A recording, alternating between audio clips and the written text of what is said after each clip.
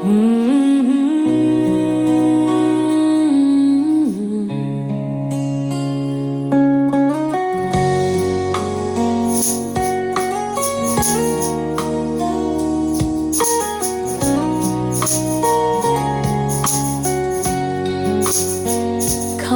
มอบใจ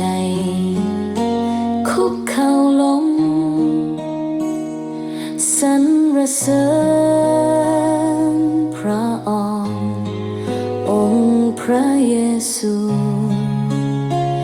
ยกชูมือสูงขึ้นไปยกเสียงชื่นชมจากใจให้องค์พระเยซูทรงเป็นองค์พระเจ้าพระบุตรพระผู้ไทยทรงเป็นองค์พระเจ้าผู้ยังทรงพระชนองค์พระเยซู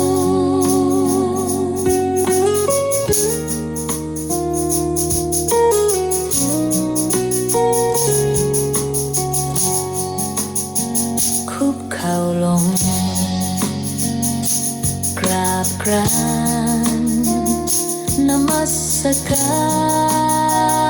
รพระนามพระเยซูยกพระนามผู้ยิ่งใหญ่ส่งเสียงร้องเพลงจากใจให้องค์พระเยซูทรงเป็นองค์พระเจ้าพระบุตรพระผู้ไทยทรงเป็นองค์พระเจ้าผู้ยังทรงพระชนองค์พระเยซู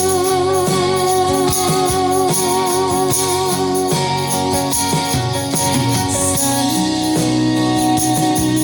รเสริญนมัสกา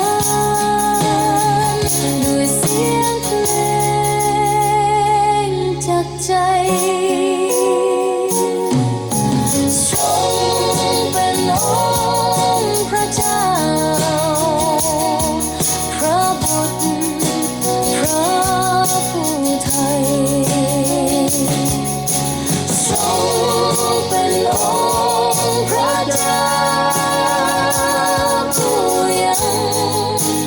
ทรงพระชนองค์พระเยซู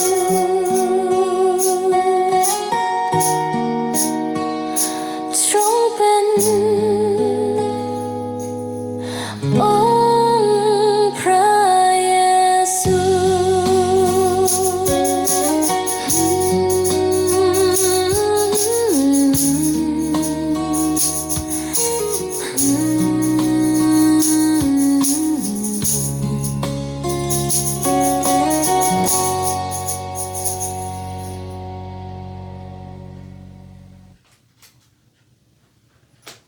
ว้าว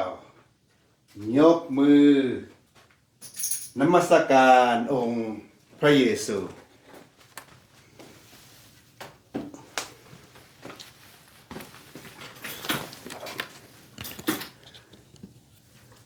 สบายดีพี่น้องที่หักแพงขององค์พระผู้เป็นเจ้า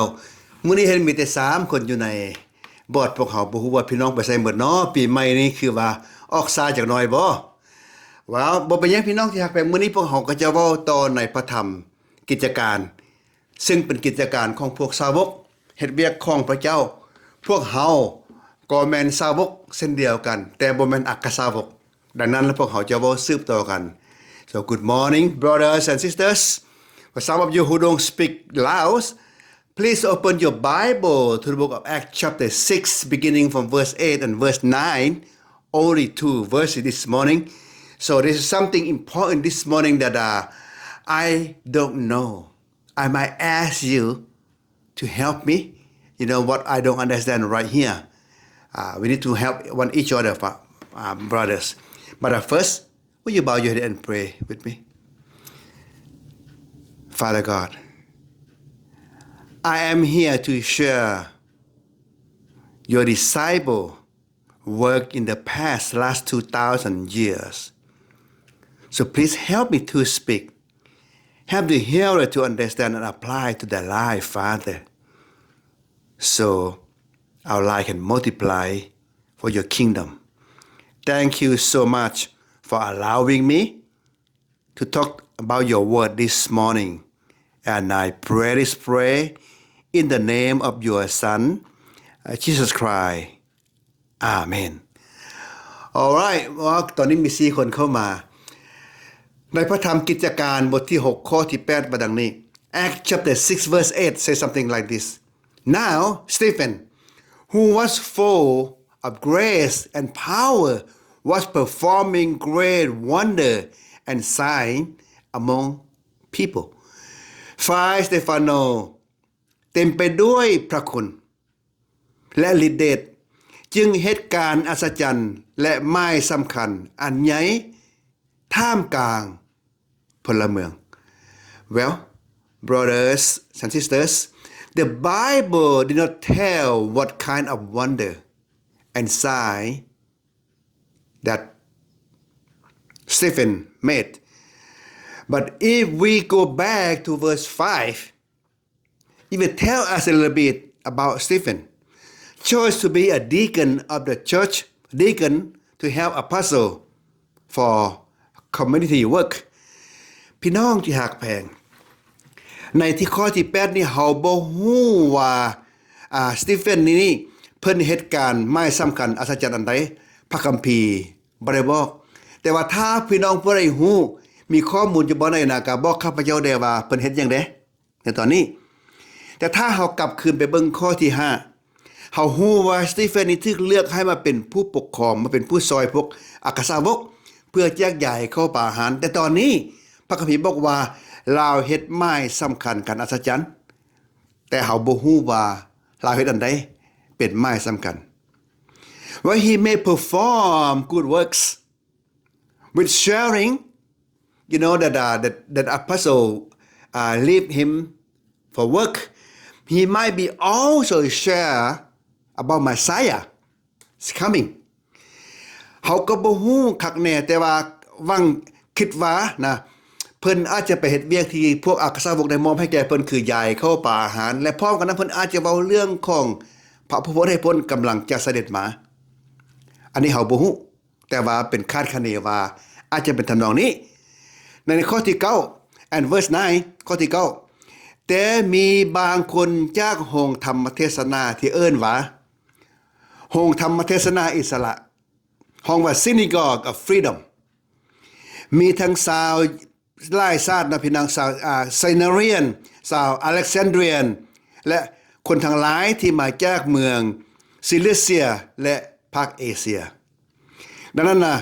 คนพวกนี้จึงลุกขึ้นพากันมาต่อสู้มาเอาเรื่องสเตเฟนหรือว่าสเตฟานโน so but the people resistance, you know, the resistance arose from what they call synagogue of freedom, including Cyrenians, Alexandrian, and man from province of Cilicia and Asia.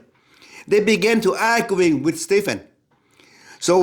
but this time, you know, it helps us a little bit what kind of arguing they are having for right now. The Liberian, but I want to give you a background. Liberian is a cult of Jewish freedom, has been expelled from Rome and then residing in Jerusalem. พวกศาสนาเสรีภาพเหล่านี้นะพี่น้องที่รักแพง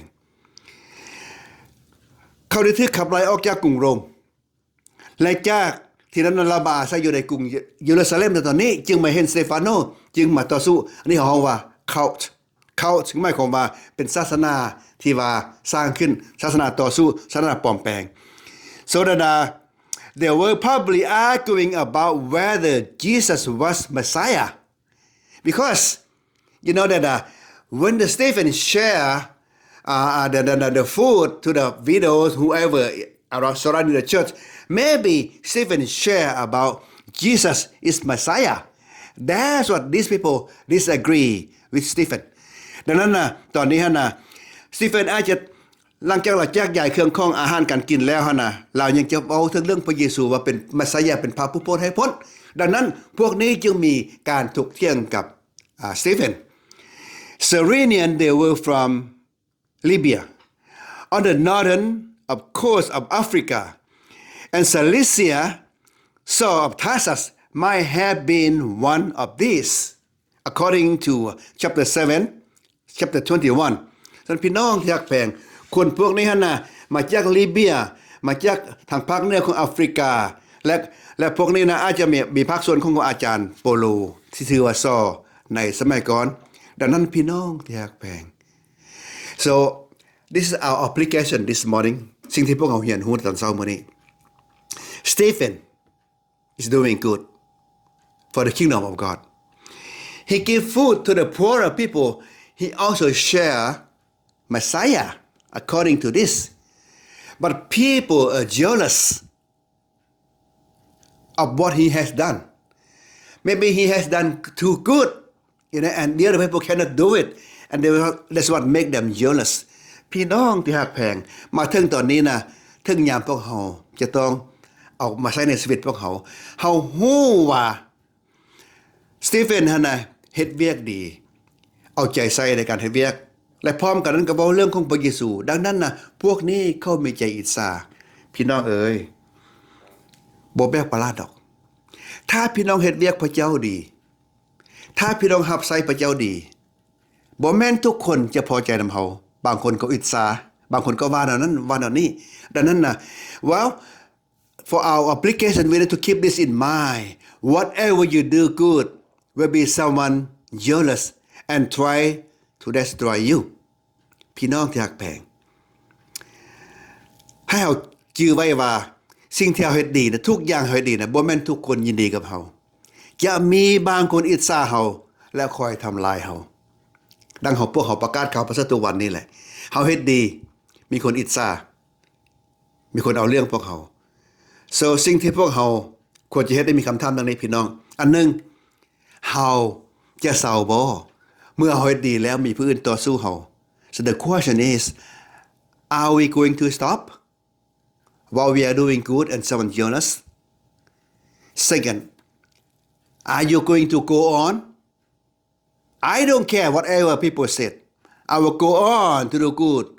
for the name of Jesus sake ท่านพี่น้องอันที่2ข้าพเจ้าจะเฮ็ดต่อไปไผสิว่าหยังก็อย่าข้าพเจ้าเฮ็ดดีต่อไปในพระนามของพระเยซูอันที่2และอันที่3 we might let the Holy Spirit lead us อันที่3พี่น้องพวกเขาควรจะให้พระวิญญาณบริสุทธิ์นำพาพวกเขาว่าเฮาควรเฮ็ดจังได๋เมื่อเวลาพวกเขาถูกต่อสู้พวกเขาถูกข่มเหงพี่น้องจากแพงอาทิตย์ต่อไปพวกเขาจะเว้าถึงว่าสตีเฟนนี้จะมีหยังเกิดขึ้นกับชีวิตของเราในเมื่อเราได้มีการถกเถียงกับพวก cult ที่เฮาเว้ามา but for right now brothers please apply this are we going to stop are we going to go on but if we go on we must let the Holy Spirit lead us สิ่งที่น่าจะคิดพี่น้องเฮาจะเศร้าบ่หรือจะเฮาจะต่อไปแต่ให้ต่อไปหรือจะเศร้าก็ตามขอให้พระวิญญาณบริสุทธิ์เป็นผู้นำพาเป็นผู้บอกเฮาเชิญพี่น้องร่วมใจอ้อนวอนนำกันข้าแต่พระเจ้าพระบิดา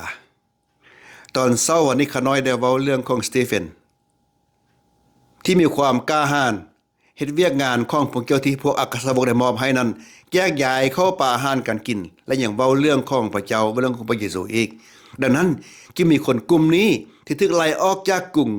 โรม มาตั้งถิ่นฐานอยู่เยรูซาเล็มจึงมาต่อสู้ลาวโอ้ข้าแต่พระเจ้า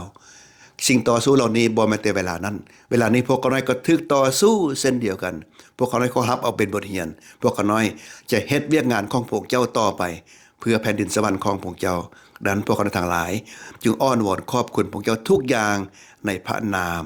ของพระเยซูคริสต์เจ้าอาเมน God bless you brothers and sisters I will see you next Wednesday or if you in Dallas Fort Worth here come to worship with us at FLBC 3125 Peoria Street Dallas Texas 75212 God bless you bye bye